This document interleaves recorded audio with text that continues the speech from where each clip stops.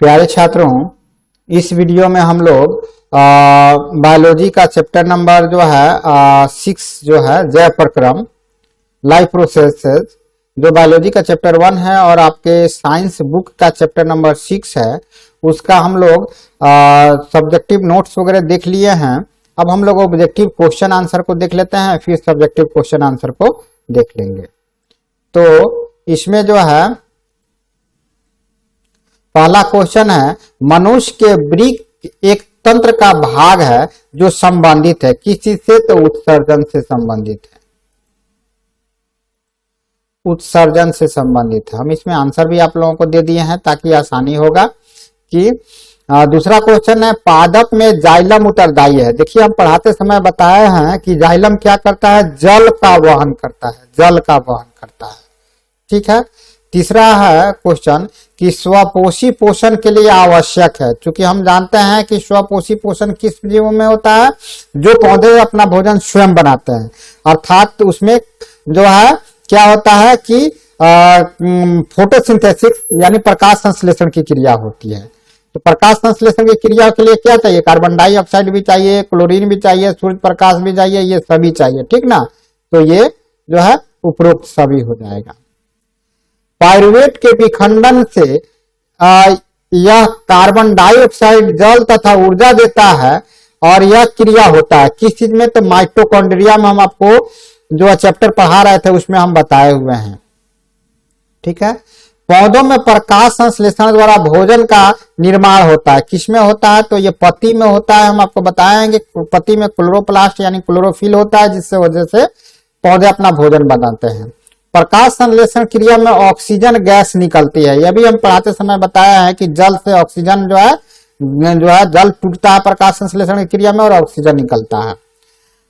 प्रकाश अभिक्रिया होता है। प्रकाश अभिक्रिया क्या होता है? तो हरित लौह के गिरना में होता है, हरित लौह के गिरना में, हरित लौह के गिरना में होता है।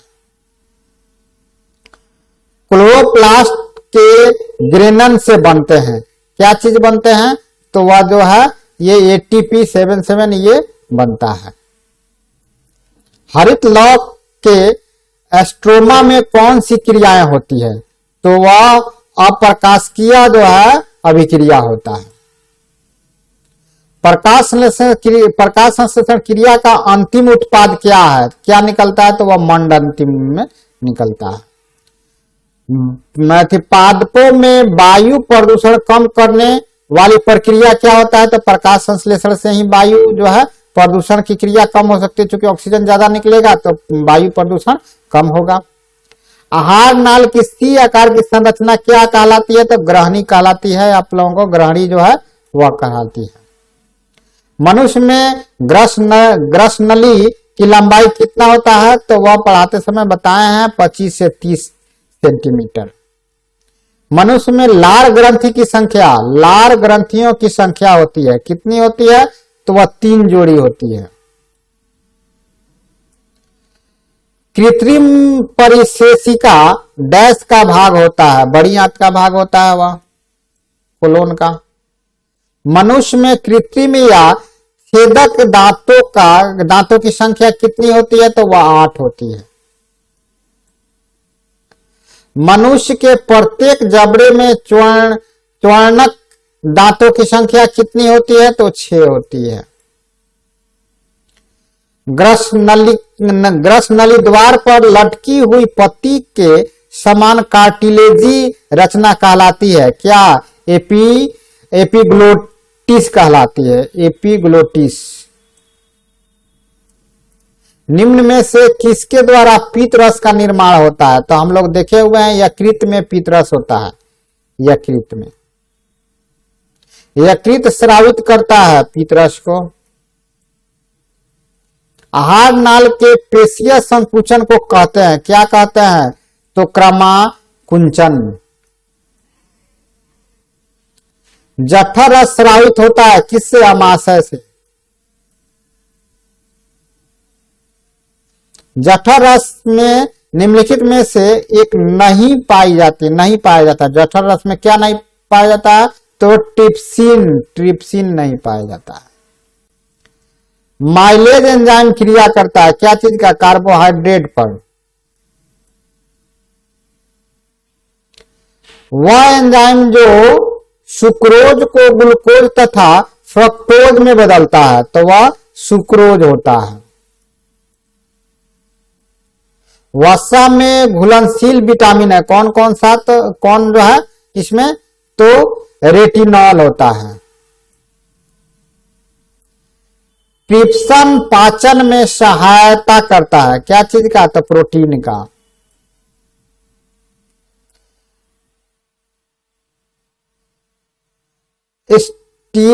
एस्टिएप्सिन एंजाइम क्रिया करता है किस चीज पर, वसा पर। निम्नलिखित में से विटामिन का कौन सा जोड़ा जल में घुलनशील है, तो बीसी जो है घुलनशील रहता है।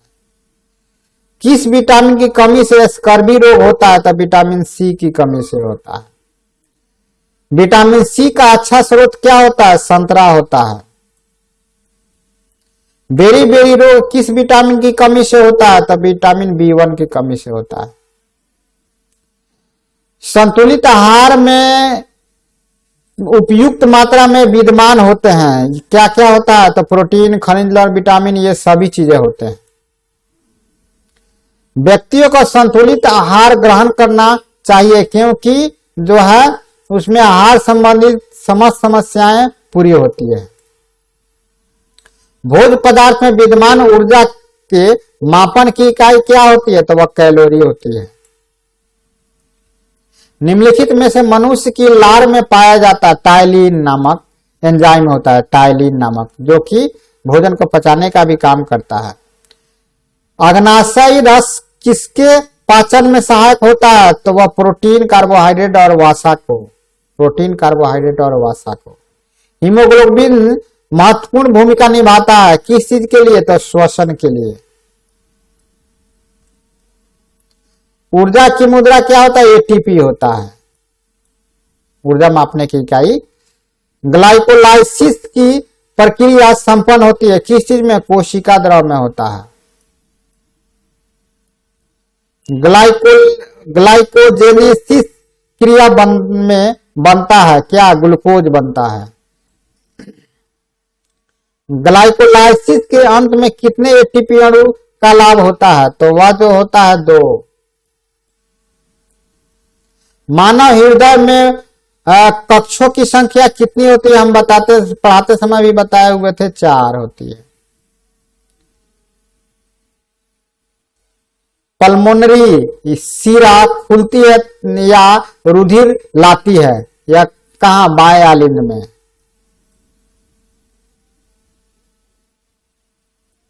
फेफड़ों से शुद्ध रक्त आता है किस चीज से आता है, तो वह बाएं आलिंद में आता है।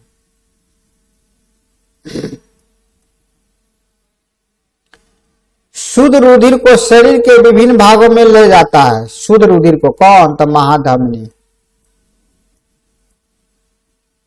रुधिर में कितने समूह होते हैं, तो वह 4 होते हैं। रक्त का लाल रंग किस पदार्थ की उपस्थिति के कारण होता है, तो वह हेमोग्लोबिन के कारण होता है। हीमोग्लोबिन, यही हिम लिखा है वह। लसिका में नहीं पाया जाता है, क्या चीज है, तो लाल रुधिर कणिकाएं जो है, लाल रुधिर कणिकाएं लसिका में नहीं पाया जाता है। फुफ्फुस धमनियों में अशुद्ध रुधिर चला जाता है फेफड़ों में। फ्लोएम द्वारा भोजन का स्थानांतरण होता है जो है सुक्रोज के रूप में। खनिज लवणों का अवशोषण होता है किस चीज में होता है, तो जड़ों द्वारा। पौधों में भोजन का स्थानांतरण होता है फ्लोएम के द्वारा। किस क्रिया द्वारा जड़ों द्वारा अवशोषित जल का खनिज लवण पत्तियों तक पहुंचाता है, तो वह रसारोहण की क्रिया के द्वारा। निम्नलिखित में से कौन सा त्वचा का कार्य नहीं करता है, त्वचा का कार्य, तो लैंगिक लक्षण जो है इसमें त्वचा का कार्य नहीं करता। मनुष्य में दुग्ध ग्रंथि रूपांतरित होता है किसमें, तो वह तेल ग्रंथि में। त्वचा का रंग रंगाकण यानी उपस्थिति होता है। त्वचा के रंगाकण उपस्थित होते हैं किसमें, तो मेलपीधी स्तर की जो है मेलेनोसाइट कोशिका में। यकृत संश्लेषित करता है क्या चीज का, तो यूरिया का। यूरिया अमोनिया का यूरिया में परिवर्तन कहलाता है क्या, यकृत कहलाता है। बोमेन संपुट भाग है किस चीज का, तो वृक्क नलिका का है, नेफ्रॉन का। गर्मियों के दिनों में किस कारण दोपहर में पौधे मुरझा जाते हैं, वाष्पोत्सर्जन के क्रिया के अधिक वाष्पोत्सर्जन के अधिकता के कारण। तो इस तरह से इस चैप्टर से जो ऑब्जेक्टिव क्वेश्चन है वह सभी को हम लोग कंप्लीट कर दिए। अब हम लोग सब्जेक्टिव क्वेश्चन को देख लेते हैं।